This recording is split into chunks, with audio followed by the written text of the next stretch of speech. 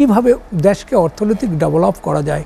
কিন্তু কি হচ্ছে, আজকে কতদিন ধরে দেখতেছেন যে গার্মেন্টসগুলো বন্ধ, আপনারা দেখতেছেন যে গ্যাসের জন্য, ইলেকট্রিসিটির জন্য আমরা ফ্যাক্টরিগুলো চালাইতে পারতেছি না। আমাদের জানা মতে 20-30% বায়ার চলে গেছে, যারা কিন্তু একবার চলে যায় তারা সহজে ফিরতে চায় না। এটার জন্য কিন্তু প্রশাসন চেষ্টা করতেছে। ওই যে ভাই বলল যে চেষ্টা করতেছে, কিন্তু প্রশাসন তো মুখ দিয়ে চেষ্টা করলে হবে না। এখানে লাগবে পুলিশ, লাগবে আর্মি, লাগবে র্যাব, যাদেরকে দরকার, কিন্তু তারা স্বতঃস্ফূর্তভাবে নামতে পারতেছে না। ফজলুল হক, যেটি নিয়ে আমরা আলোচনা করছিলাম, বিশেষ করে তাজ ভাই বলছেন যে নিউ ইয়র্কে মার্কিন প্রেসিডেন্ট জো বাইডেনের সঙ্গে আমাদের মাননীয় প্রধান উপদেষ্টা ডক্টর মোহাম্মদ ইউনূসের একটি ছবি, হাস্যোজ্জ্বল একটি ছবি আপনি দেখেছেন। আপনারা সবসময় বলে থাকেন যে তৈরি পোশাক ক্ষেত্রে আপনাদের যে ব্যবসা বাণিজ্য বা যে রপ্তানি বাণিজ্য, সেখানে একটি আসলে ইমেজ সংকটের মধ্য দিয়ে দীর্ঘ সময় যাচ্ছিলেন ডক্টর মোহাম্মদ ইউনূস।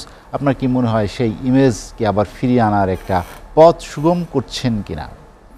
জি, ধন্যবাদ আপনাকে।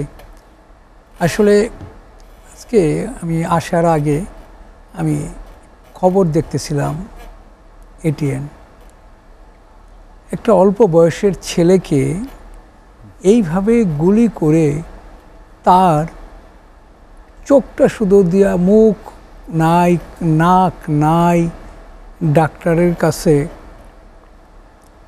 আমি যেন ছবিটা দেখা আমি একটু নির্বাক হয়েছি। আমি আর শেষ পর্যন্ত দেখতে পারি নাই যে কিভাবে ছেলেটা বেঁচে আছে, একটা অল্প বয়সের ছেলে।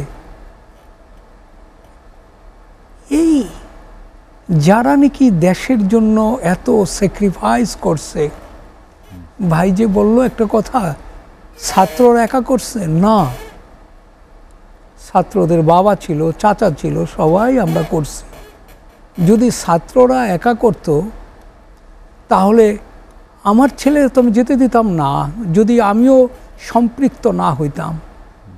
অবশ্যই আমরা সবাই মিলেই আন্দোলনটা করছি, না হলে এই আন্দোলন এত জাঁকজমকপূর্ণ, এত তাড়াতাড়ি একটা সরকারে হটাইতে পারে না।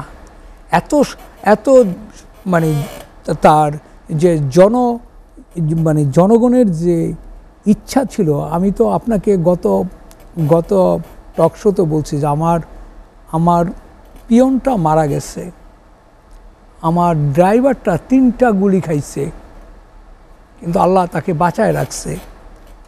কি মানুষের স্যাক্রিফাইস! কিন্তু আমরা কিন্তু যদি এটা ভুলে যাই তাহলে কিন্তু আমরা জাতি হিসাবে আমার মনে হয় এটা আমাদের করা ঠিক হবে না। আমাদের যে কথাটা যে আপনি বলতেছিলেন, অর্থনৈতিক মুক্তি ছাড়া অবশ্যই গণতন্ত্র থাকবে, সুশাসন থাকবে, কিন্তু অর্থনৈতিক মুক্তিটা সবার আগে অর্থনৈতিক মুক্তি। আমাদের যারা নাকি আমরা এই সেক্টরটায় আসি, টেক্সটাইল সেক্টরটা, আমরা কিন্তু খুব আশা করতেছিলাম যে এত ধ্বংসাত্মক, এত লোকের মৃত্যু, এত লোক আহত, এরপরে সম্ভবত আমরা সবাই মনোনিবেশ করব দেশটা গড়ার জন্য। দেশটা গড়বে সেটা অর্থনৈতিক গড়া। আমরা রাজনীতি বুঝিও না, করি না। ঠাকুর ভাই আছে, এই ভাই আছে, তাজ ভাই আছে, তারা এগুলো আমাদেরকে তারা করবে। আমরা থাকবো অর্থনৈতিক, কিভাবে দেশকে অর্থনৈতিক ডেভেলপ করা যায়। কিন্তু কি হচ্ছে, আজকে কতদিন ধরে দেখতেছেন যে গার্মেন্টসগুলো বন্ধ, আপনারা দেখতেছেন যে গ্যাসের জন্য, ইলেকট্রিসিটির জন্য আমরা ফ্যাক্টরিগুলো চালাইতে পারতেছি না। আমাদের জানা মতে 20-30% বায়ার চলে গেছে, যারা কিন্তু একবার চলে যায় তারা সহজে ফিরতে চায় না। এটার জন্য কিন্তু প্রশাসন চেষ্টা করতেছে। ওই যে ভাই বলল যে চেষ্টা করতেছে, কিন্তু প্রশাসন তো মুখ দিয়ে চেষ্টা করলে হবে না। এখানে এখানে লাগবে পুলিশ, লাগবে আর্মি, লাগবে র্যাব, যাদেরকে দরকার, কিন্তু তারা স্বতঃস্ফূর্তভাবে নামতে পারতেছে না। এখন আমরা যারা নাকি এই সেক্টরটায় আছি, আপনারা কয়দিন পরে বুঝতে পারবেন এদেশে পাট ছিল এক সময় সোনালি আঁশ। দেশের এই যে আজকে যে আপনার এখানে আমরা টক শো করতেছি, এত এত এত সুন্দর সুন্দর জায়গার মধ্যে বৈশা, সেটার পিছনে কিন্তু গার্মেন্টস। বৈদেশিক মুদ্রা না থাকলে আমি কিছুই করতে পারি না, কিন্তু সেটার প্রতি প্রথমেই তো নজর দিতে হবে। এই যে আজকে আমাদের গ্যাসের জন্য বিদ্যুৎ উৎপন্ন হচ্ছে না, আমরা ফ্যাক্টরিগুলো চালাইতে পারতেছি না, কত তাড়াতাড়ি আমাদেরকে বাইরে থেকে গ্যাস এনে আমাদের পর্যাপ্ত, এটা আমাদের দীর্ঘদিনের দাবি।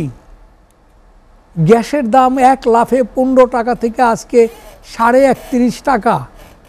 তারপরও বলছি যে আপনারা দেন, আমরা কারখানাগুলো সচল রাখি, আমাদেরকে সুযোগ দেন বৈদেশিক মুদ্রা আনার জন্য। আমরা শুধু চিৎকার পারতেছি। এই যে ধরেন এই তত্ত্বাবধায়ক সরকার প্রায় 2 মাস হয়ে আসতেছে, কিন্তু আমাদের তো কিন্তু এখনো সামান্যতম আমরা কোনো কিছু আগাইতে পারি নাই। তাহলে আমরাও তো একটা অংশ এই দেশের এই দেশকে একটা অর্থনৈতিক উন্নয়নের জন্য কিন্তু আমরাও একটা অংশ। কিন্তু রাজনীতিবিদরা আমাদেরকে সাপোর্ট করবে, কিন্তু আমরা সেই অনুযায়ী আমরা আগায় যাব, কিন্তু আমরা পারতেছি না। এই দুঃখটা কার কাছে বলবো? আপনারা এই যে ভাই বলতেছিলেন যে ভাই শূন্য হয়ে গেছে, চারিদিকে শূন্য। এখন যদি টাকা না আনতে পারে, ডলার না আনতে পারে, সব বন্ধ হয়ে যাচ্ছে।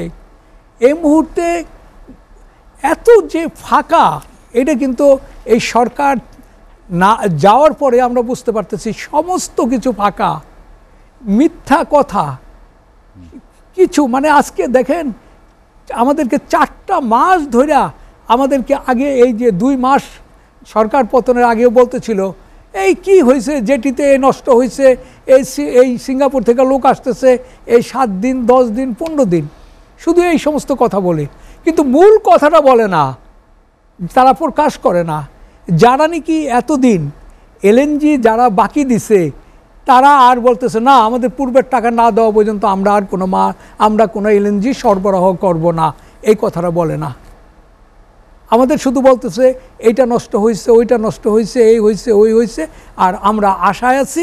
এদিক দিয়ে প্রোডাকশনের অবস্থা ভালো না, ব্যাংকের লোন বাড়তেছে, শ্রমিকদের বেতন আমরা ঠিকমতো দিতে পারি না, এই সমস্ত। সুতরাং আমাদেরকে কিন্তু যেটা এখন করা দরকার সেটা হলো অর্থনৈতিক উন্নয়নের জন্য। অর্থনৈতিক উন্নয়নের জন্য আমাদেরকে যে সমস্ত শিল্প আছে, বিশেষ করে টেক্সটাইল সেক্টরটাকে সবাই সাহায্য করে আমাদেরকে যেখানে যা প্রয়োজন, এবং যেটা নাকি আমাদের যে সাপোর্টটা, যেন যে সমস্ত দাবি শ্রমিকরা চাইছে সব মেনে নিছে, এখন যদি আর যেন এরকম অঘটন না ঘটে, সেটার জন্য সবাই প্রতিষ্ঠান উৎপাদন যাতে আর বন্ধ না হয়, জনগণ, রাজনৈতিক যারা কর্মী আছে, সবারই সহযোগিতা করে এখন আমাদের ইকোনমিটা একটু আগায় নিতে হবে। ফজলুল হক ভাই, আমরা একটা বিরতি নিতে চাই।